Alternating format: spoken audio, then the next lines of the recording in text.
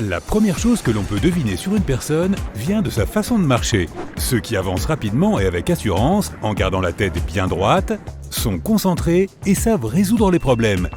Si une personne marche la tête haute, les épaules en arrière et la poitrine en avant, elle est sociable. Ces individus aiment passer du temps avec les autres et apprécient qu'on les aime. Ils s'ennuient aussi facilement et aiment les défis. Si une personne marche à un rythme normal et semble détendue, alors elle est, détendue. Elle est calme et a tendance à se concentrer sur les autres plutôt que sur elle-même. Elle est aussi facilement influençable. Ceux qui marchent à un rythme normal, mais à grandes enjambées, sont très sociables et savent écouter les autres. Ils sont loyaux et un peu dépendants des autres. Les gens qui marchent lentement et gardent la tête baissée sont probablement introvertis et timides. S'ils croisent les bras, ils sont vraisemblablement vulnérables et aiment une certaine solitude. Et maintenant, voici un truc utile à savoir. Si tu veux paraître confiant lorsque tu te rends quelque part, surtout s'il s'agit d'une réunion d'affaires importante, sois toujours attentif à ton langage corporel. Pour ne jamais oublier de faire attention, tu peux utiliser la technique du seuil de porte. Pour ce faire, choisis un support, par exemple une porte, comme point d'ancrage. Chaque fois que tu franchis une porte, aie le réflexe de penser à ton comportement et à ce qu'il indique. Fais aussi bien attention à bien marcher droit, à garder la tête haute et à d'autres petits détails importants. Fais-le à chaque fois que tu passes une porte. Plus tard, cette habitude deviendra un réflexe pour toi, une porte et hop, tu corrigeras automatiquement ta posture chaque fois que tu la franchiras. Ok, continuons avec les petites astuces. Observe bien la façon dont les gens sont habillés. Il est peu probable que tu portes quelque chose qui ne te ressemble pas et les autres sont comme toi. Les personnes qui s'habillent de façon décontractée sont faciles à vivre, apprécient le confort et aiment être elles-mêmes sans avoir besoin d'en jeter plein les yeux pour impressionner les autres. Ceux qui portent des vêtements aux motifs colorés sont créatifs et aiment s'exprimer à travers leurs vêtements. Et ceux qui portent des vêtements de marque affichant des logos visibles aiment se la jouer et montrer leur statut social et économique. Ceux qui arborent leurs uniformes de travail sont des accros au boulot, qui se valorisent surtout par leur fonction et leur réalisation dans la sphère publique.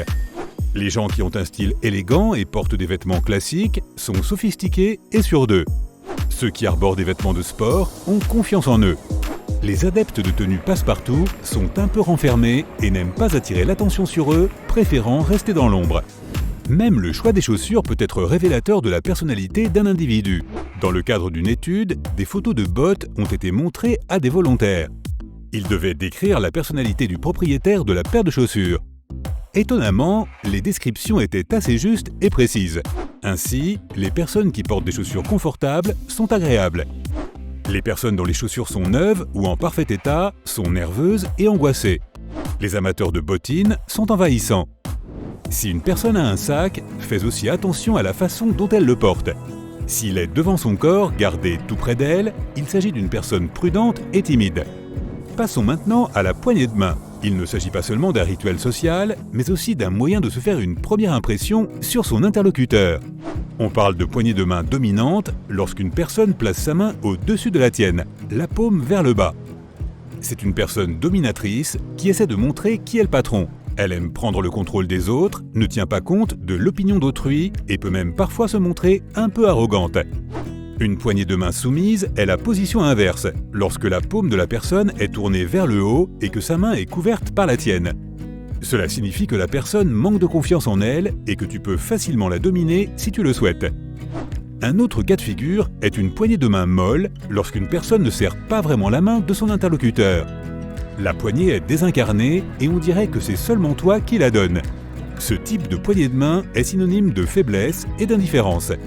Il existe également la poignée de main à deux mains. C'est lorsqu'une personne te serre avec ses deux mains en plaçant généralement la seconde sur le dos de la main de l'autre. Ce type de poignée indique que l'autre accepte la domination de son compagnon, mais l'invite néanmoins à discuter.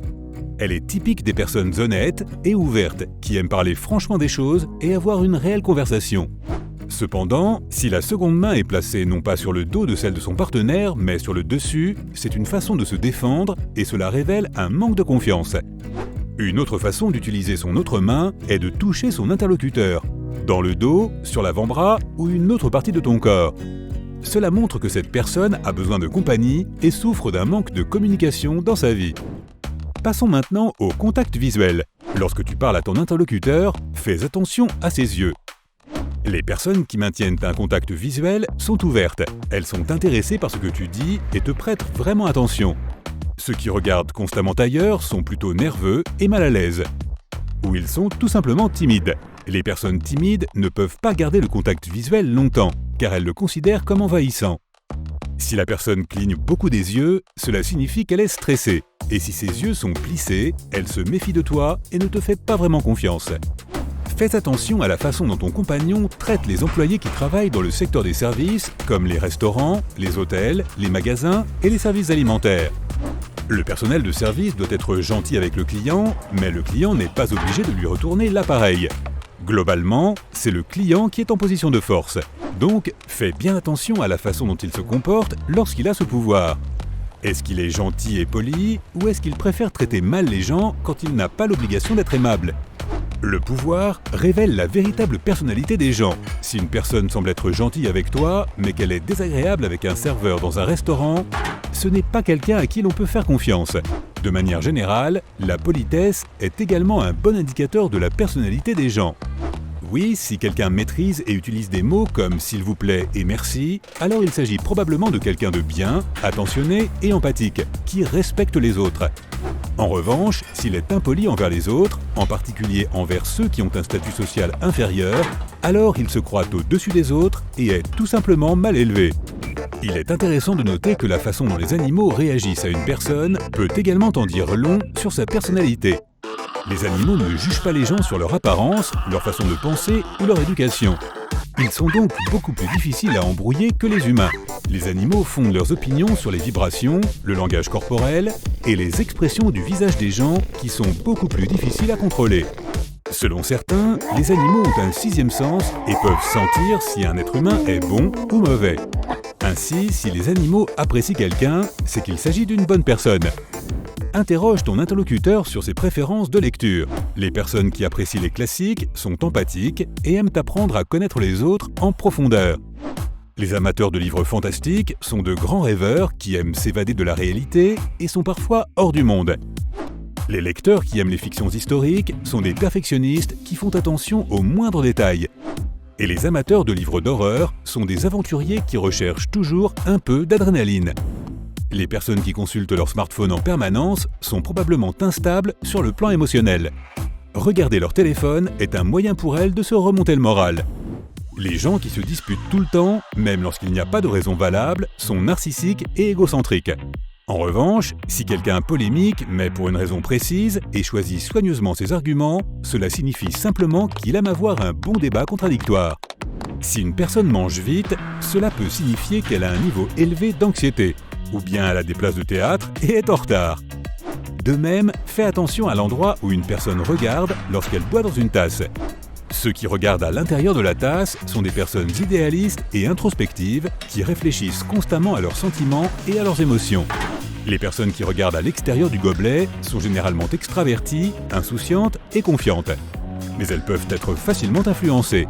Certaines personnes ferment les yeux lorsqu'elles boivent. Cela signifie qu'elles sont soit mal à l'aise, soit plongées dans leurs pensées. Lorsque les gens font teinter les verres, ceux dont la coupe est plus haute ont une haute estime d'eux-mêmes. Et ceux qui placent la leur plus bas se croient moins bien qu'ils ne le sont en réalité. Les personnes très intelligentes ont tendance à avoir une écriture peu soignée.